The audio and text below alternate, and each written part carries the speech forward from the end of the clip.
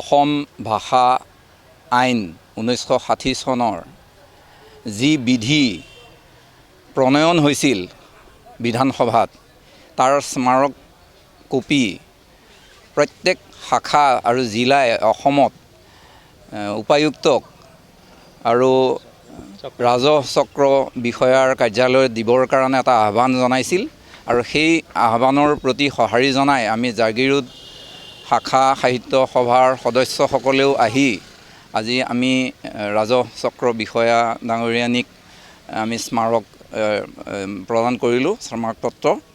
গতিকে আমি আশা কৰিছোঁ তেখেতেও বৰ সুন্দৰভাৱে আমাৰ লগত দুআষাৰ কথা পাতিছে, আমাৰ বক্তব্যখিনি শুনিছে যে আমাৰ ভাষা আইন যিটো আছিল সেই ভাষা আইনৰ প্ৰয়োগ বিধিটো আমি কাৰ্যকৰী কৰিবৰ কাৰণে আহ্বান জনাইছোঁ। যিমানবোৰ অনুষ্ঠান প্ৰতিষ্ঠান থাকে সেইবোৰতো যিবোৰ বেনাৰ থাকে সেই বেনাৰটো প্ৰধানত অন্য ভাষাও থাকক কিন্তু অসমীয়া ভাষাটো প্ৰধানত থকাটো আমি বিচাৰিছোঁ, দাবী কৰিছোঁ। অসম সাহিত্য সভাৰ এইটো এটা আহ্বান। গতিকে আমি আজি তেখেতসকলৰ সেই কথাখিনি আমি তেখেতসকলৰ আগত আমি জ্ঞাত কৰিলোঁ। তেখেতসকলে আমাৰ কথাখিনি শুনিছে আৰু এই পত্ৰখন মুখ্যমন্ত্ৰী মহোদয়লৈ বুলিহে আমি হেৰি কৰিছিলোঁ, গতিকে প্ৰদান কৰিছোঁ, প্ৰেৰণ কৰিছোঁ। ডিমৰীয়াবাসীৰ বাবে সুখবৰ। সোণাপুৰৰ তেতেলিয়াত মুকলি Aditya clinic and diagnostic centre.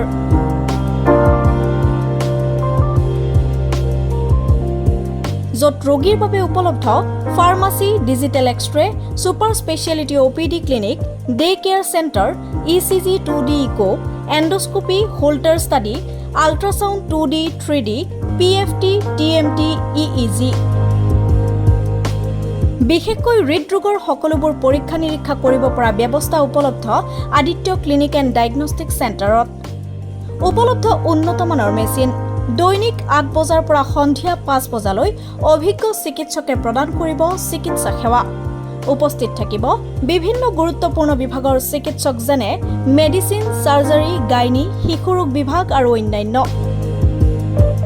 যোগাযোগৰ নম্বৰ 9365560093 অথবা 6002154585।